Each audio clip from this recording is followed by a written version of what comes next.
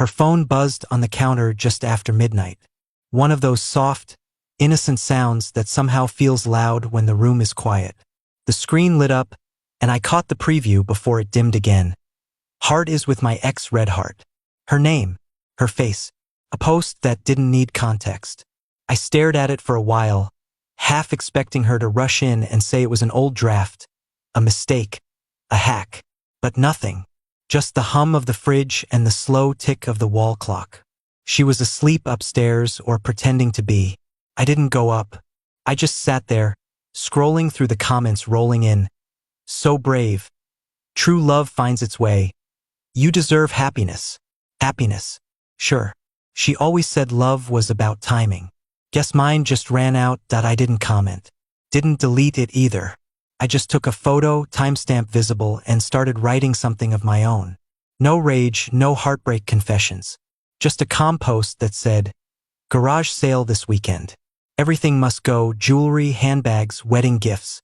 Lightly used, some lies included. Then I added a photo. The ring I bought her, resting on a folded anniversary card. Posted it.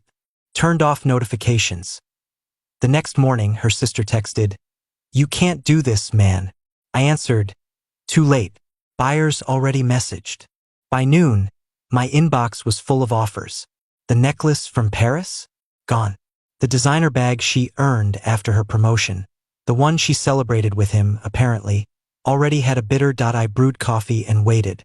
That's when the phone started ringing. Her mother's name flashed on the screen. I didn't pick up. A minute later, she tried again. Then again. Finally, I answered. "Ethan, please." She's crying. "Take it down before people see." "Too late, ma'am," I said quietly. "People already paid deposits." There was silence. Then a shaky breath. "You're better than this." "Maybe," I said. "But she's not." I hung up. I didn't raise my voice. Didn't block anyone. Just left the phone face down and watched the light blink from all the missed calls. Upstairs. The door creaked. Her footsteps, slow, careful. "Ethan, what's going on?" I didn't answer. I just turned the phone toward her. The post still glowing.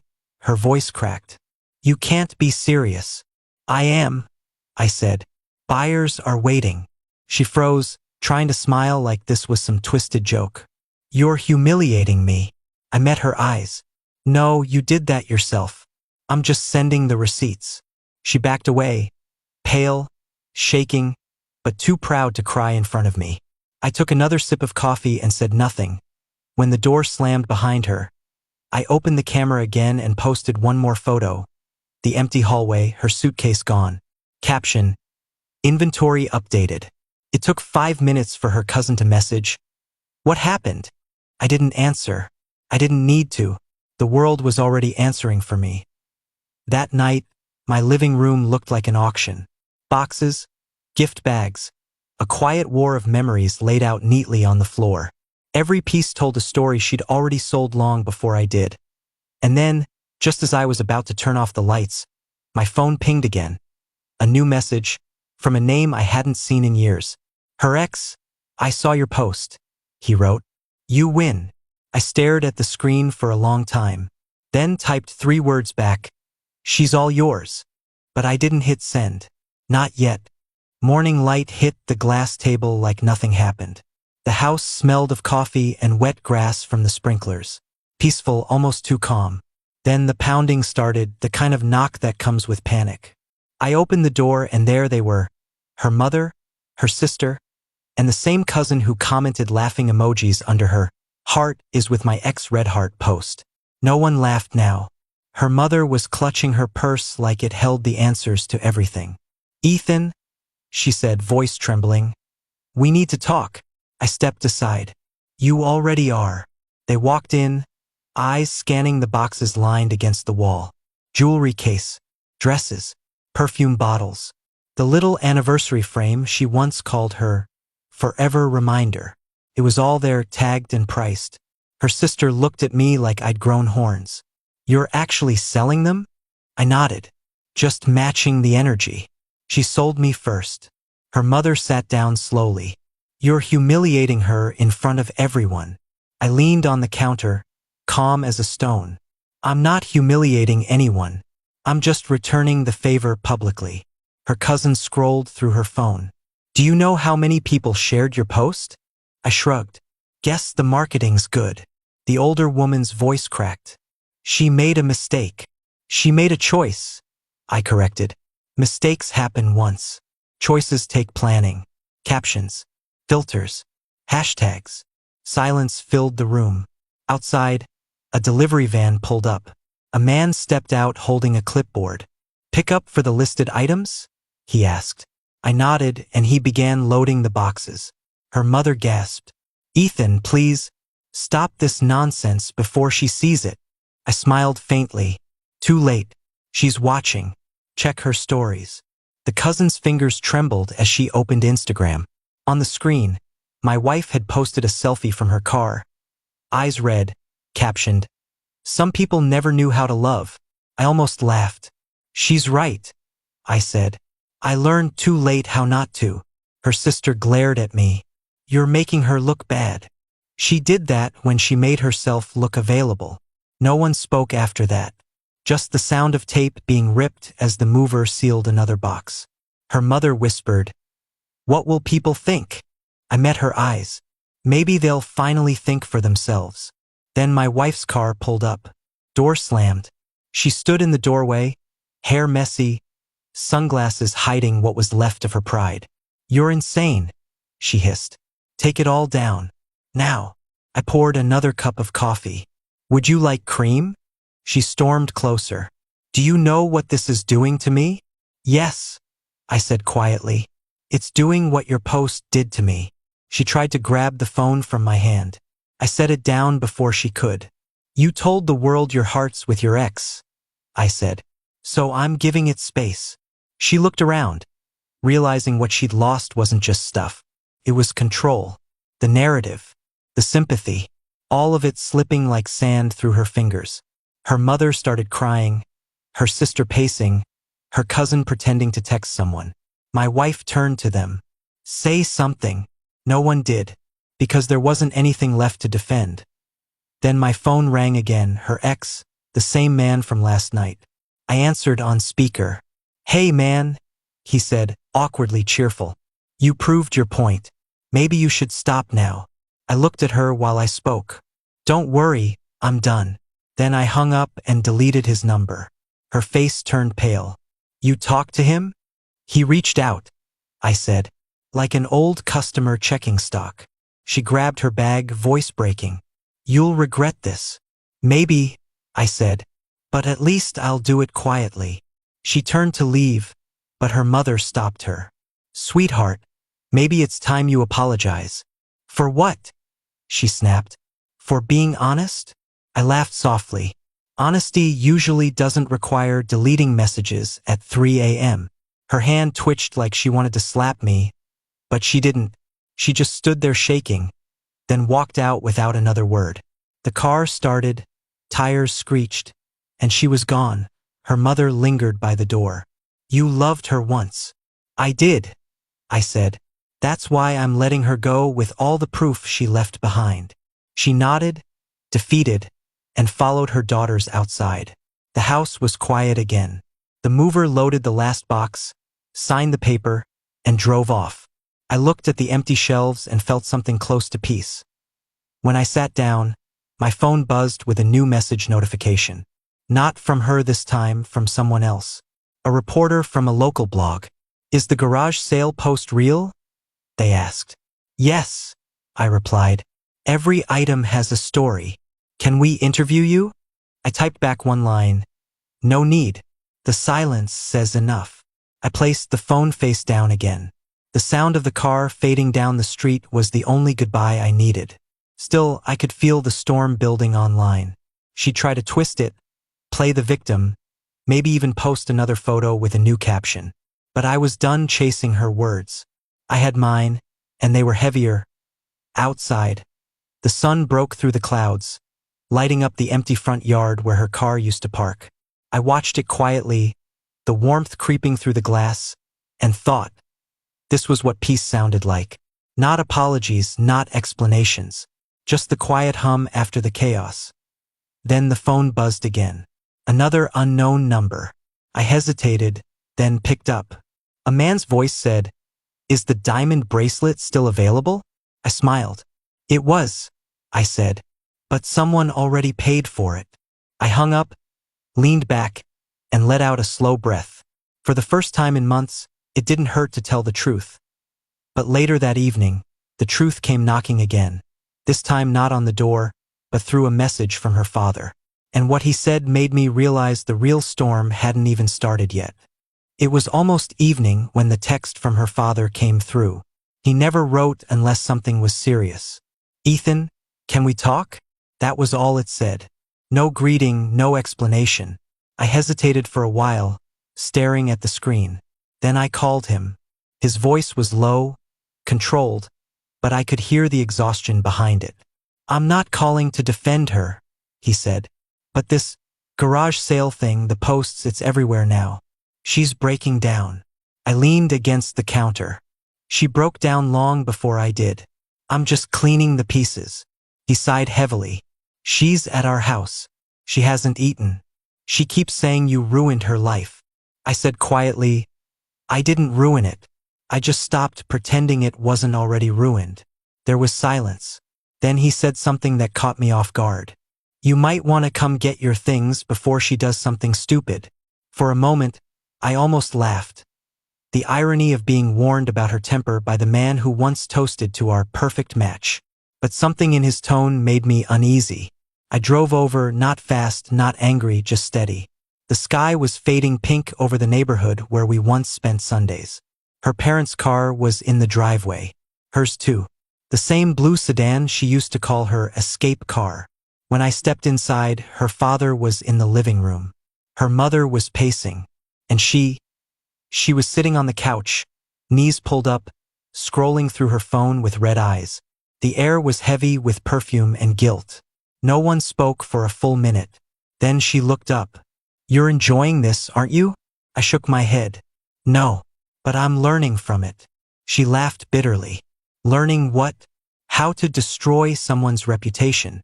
"No," I said. "How to stop saving someone who keeps setting fires." Her father raised a hand. "Enough. Both of you." He looked at me. "Take what's yours and leave, son. End this before it gets worse." I nodded and walked toward the hallway. Her voice followed me, sharp and shaky. "You think you're the victim here? You've been cold for years. I just wanted to feel something again." I turned back slowly. "You could have felt honesty. You chose attention instead." Her mother whispered, "Please, stop." But she wouldn't. "Do you know what it's like to live with someone who barely talks to you?" she snapped. "I tried to make you jealous. I wanted to wake you up." I stepped closer, calm. "You did wake me up," I said. "Just not the way you wanted." She stood, trembling. "So that's it? You just sell everything and move on?" "No," I said softly. "I'm giving you everything you wanted. An audience." She flinched, eyes wide. "You wouldn't." "Already did," I said. "People know the story now. Just not the version you wrote." Her father rubbed his temples. "Ethan, please. This is turning ugly." I looked at him. It already was. I just turned on the light. He shook his head, defeated. I packed the last few things, a photo album, a few shirts, my tools from the garage. As I was leaving, she called out, "You think they'll still respect you after this?" I stopped at the door. Respect is built quietly. You wouldn't hear it even if it was right in front of you. Outside, dusk had settled. Crickets started their nightly song. I stood by the car, took a breath, and felt something unexplainable. Not relief, not victory, just release. Then her father came out, closing the door behind him. He handed me an envelope. "She wrote this earlier. Said you'd probably never read it." I didn't take it right away. "Should I?" He shrugged. "That's up to you. But I think it's more for her than for you." I slipped it into my pocket and nodded. Driving back felt strange. The town looked smaller, quieter. I passed the park where we had our first date, the diner where she told me she wanted forever. Every place looked like an empty frame with the photo missing. At a red light, I pulled out the envelope and opened it. Just a single page. Her handwriting shaky, emotional. I didn't mean for it to go this far. I thought you'd fight for me. I thought you'd care enough to stop me. Now I realize you cared too much to play along. Maybe that's the difference between love and control. You loved me. I wanted to win. I'm sorry you saw the real me too late. I read it twice, then folded it back, set it on the passenger seat, and kept driving. The city lights blurred through the windshield. She wanted a reaction, but all I felt was quiet understanding. The kind that comes after you stop trying to fix what doesn't want to be fixed. When I got home, there was a new message waiting on my phone. From someone I didn't know. Hey man, saw your story. You're a legend. I turned off the screen. That wasn't the point. None of this was about being right. It was about ending the noise. Then, just before midnight, my phone buzzed again. A notification from her account. She'd posted a new story. I didn't plan to open it. But curiosity wins sometimes. It was a photo of her empty hand. No ring, captioned, "Freedom isn't what I thought it'd be." I looked at it for a long time before locking the screen. For the first time, I didn't feel anger. I didn't feel pity. Just a strange calm. Like standing in the middle of a storm and realizing you don't need an umbrella anymore. The wind can't hurt you when you stop fighting it. Then I heard the knock at the door. Slow. Hesitant. It was late, and I knew exactly who it was before I even opened it. The knocking was soft, like someone afraid the sound itself might break what was left between us. I stood still for a moment, wondering if ignoring it would be the cleaner ending. But silence, for all its power, sometimes demands acknowledgement. I opened the door. She was standing there, coat over her shoulders, eyes swollen, makeup washed off by tears and time.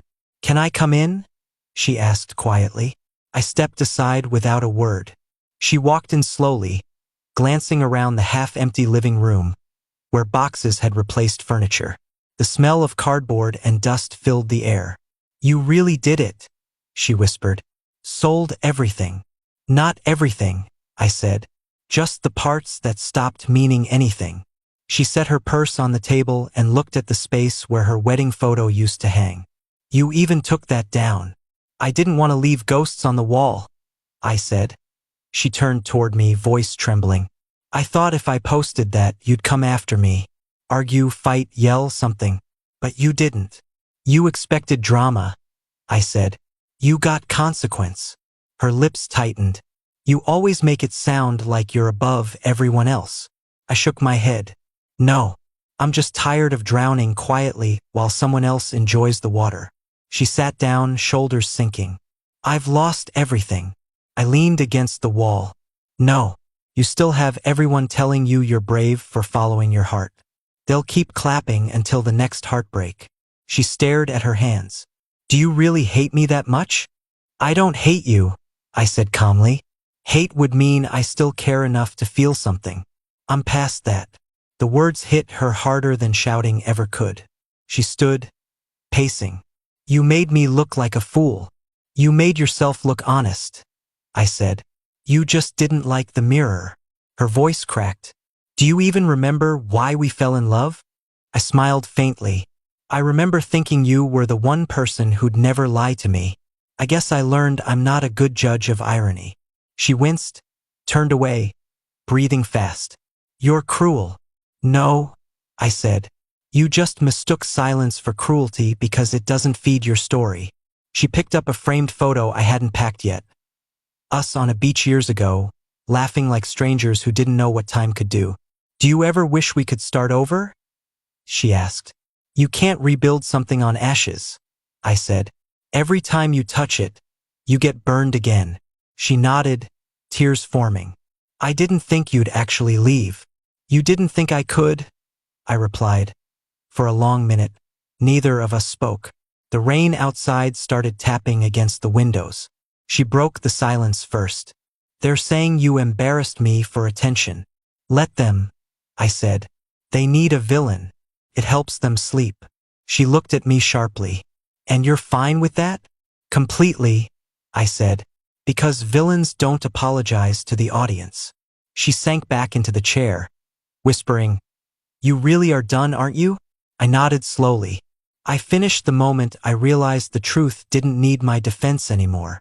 She looked small then, smaller than I'd ever seen her. You won, she said. There's no winning here, I told her. Just endings. The clock ticked loud in the quiet room. She wiped her face, picked up her purse. I shouldn't have come. Probably not, I said. But maybe you needed to see what peace looks like. She hesitated at the door. What happens to us now? There is no us, I said. Just two people who once believed the same lie. She blinked, nodded, and stepped outside. The rain hit her hair, her coat, her trembling hands. Goodbye, Ethan. Goodbye, I said, closing the door slowly until the sound of rain swallowed everything. I stood there for a long while, listening. The sound of her car starting, fading, gone. The kind of silence that follows truth isn't empty. It's heavy, almost sacred. I walked back to the table, picked up the last unboxed item, her wedding ring. I'd forgotten it was there. Cold metal, small weight, too much meaning. I turned it over in my fingers, thinking about how something so tiny once carried promises too big to hold. Then an idea came, not from anger, but from clarity. I placed the ring on a plain white napkin, set it in the middle of the table and took a photo. Caption: last item available, barely worn. I didn't post it immediately. I just saved it. Maybe for later, maybe never. It wasn't about revenge anymore. It was about closure. I sat down and stared at the quiet house. The refrigerator hummed softly, the rain tapping like distant applause. I wasn't proud. I wasn't broken. Just aware. Aware of how endings sound when no one's shouting. The night dragged on. I poured myself a drink, the first one in months, and let it sit untouched. The phone buzzed again, her name lighting up the screen. I didn't answer. The next buzz came seconds later, then another. I flipped it face down. The silence returned. But as I looked at the ring under the dim light, something strange happened. I remembered the way she used to laugh when she thought no one was watching. For a split second, I missed her. Not the woman she became, but the one she used to be. That feeling hurt more than all the betrayal combined. Because missing someone who destroyed you is a quiet kind of insanity. The phone buzzed again, and this time it wasn't her. It was her father. A single text: she left the house. We don't know where she went. I stood up, the chair scraping against the floor. My hand hovered over the phone, torn between worry and exhaustion. Maybe she just wanted attention again. Or maybe this time she really meant it. The thought made the air suddenly heavier. The rain outside grew stronger. I looked at the ring one last time, then reached for my keys. Some endings refused to stay still. The rain hadn't stopped since she left. Came down in sheets, blurring the road into long silver lines. My hands gripped the steering wheel tighter than I meant to. I wasn't sure where I was going, but the truth is I didn't need directions. There were only a few places she ever went when she wanted to disappear. The lake, the old bridge near the outskirts, the parking lot behind the small diner we used to go to after arguments. I drove through the storm, headlights slicing through fog, heart steady but heavy. Not fear, not love. Just the responsibility that comes when you still care about someone who stopped caring the right way back. I passed the diner first. Empty. The neon sign flickered, buzzing like a broken memory. Then I saw the car. Parked near the bridge, half hidden by trees, windshield fogged from the inside. I slowed down, turned off the engine, and stepped out. The rain hit like cold needles, soaking through my shirt before I reached her. She was sitting inside, hands on the steering wheel, staring out into the darkness beyond the water. The wipers were off, the windows fogged with her breath. I tapped on the glass gently. She didn't move. After a moment, she rolled it down halfway. Her eyes were swollen, her voice a whisper. You shouldn't be here. I leaned down. Your father's worried. They called me. She looked away. Of course they did. They always call you when they can't fix me. I exhaled. I'm not here to fix you. Then why come? She asked. Because even after everything, I don't want to read about you tomorrow in the news. She let out a shaky laugh. You think I'd jump? No, I said. I think you'd let people believe you might, just to see who shows up. That hit something. Her eyes narrowed, but she didn't deny it. The silence stretched between us, broken only by the rain. Finally, she said, You really did move on, didn't you? I had to, I answered. I was still alive. And I'm not, she shot back. I shook my head. Not when you're living through screens. She turned away, wiping her face. You're cold. Maybe, I said. But I'm dry. I waited, watching her stare out at the dark water. Go home, I said quietly. This isn't the movie ending you think it is. She whispered. You used to say I made life exciting. You did, I said, until you confused chaos for love. She bit her lip, trembling. Do you ever wonder if we could have made it work? I leaned against the car door. We could have if we had both wanted the same thing. You wanted attention. I wanted peace. She looked at me for a long moment. Then she opened the glove box and pulled something out. The letter I'd left folded on her parents' table earlier that night. You forgot this, she said. I read it. Then you know it wasn't meant to be returned. She hesitated. You said you forgave me. I did, I said. Forgiveness doesn't mean reunion. It just means I stopped bleeding from the same wound. She wiped her face again, nodding slowly. So that's it. That's it, I said. You'll find someone who loves the way you pretend. Someone who won't ask questions. You'll be fine. Her voice broke. And you? I smiled faintly. I already am. She looked down at her lap, shoulders shaking as she whispered. I ruined the only thing that was real. I didn't answer. Some truths don't need echoing. I took a step back from the car. Go home, Claire. She looked up, startled that I used her name. Don't do this again, I said softly. Don't turn pain into theater. I walked back to my car, rain pounding harder. Behind me, her headlights flickered on. The sound of her engine followed. I waited until she drove off before I started mine. The drive home felt lighter somehow, like a final weight had lifted.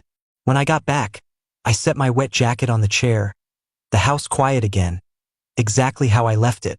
I poured myself that untouched drink and raised it toward the empty room. To peace, I said quietly. The rain softened outside. Now just a whisper on the windows. My phone buzzed one last time. A text from her father. She's home. Thank you. I typed back. Take care of her. Then I put the phone face down and stared at the table. The ring was still there, the one I'd photographed earlier. The napkin was soaked from where my wet sleeve had brushed against it. I looked at it for a moment, then picked it up and walked to the back door. The rain had stopped completely. The air smelled clean, new. I walked out to the edge of the porch, held the ring between my fingers, and threw it into the garden. It landed somewhere in the wet grass, lost to the night. I didn't wait to see where. Inside, the house felt bigger than before. Empty, yes, but not hollow. Just space waiting to be filled with something real. I sat down on the couch, the hum of the refrigerator the only sound. The quiet no longer scared me. It was the first honest thing I'd heard in a long time. Before turning off the lights, I opened my phone one last time. The garage sale post was still up, still being shared, still stirring chaos. I didn't delete it. I just edited the caption. All items sold. Lesson included. Then I locked the screen and placed it on the table beside the empty glass. The faint light faded, leaving only darkness and the soft pulse of peace in the morning. I woke to sunlight cutting across the room. The storm had passed. Birds were loud outside. The world, as always, had moved on. I brewed coffee, opened the window, and for the first time didn't check my phone. I didn't need to know what she posted, who commented, or who was still talking about us. Some stories don't need closure. They just need silence. I sat with my coffee and thought about what her mother said once. You're better than this. Maybe she was right. Maybe not. But I knew one thing for sure. Sometimes being better just means walking away quietly while everyone else keeps shouting. And when people ask me now what happened, I just tell them the truth. She posted her heart, I say, and I posted mine. One was for love, the other was for sale. Would you have forgiven her?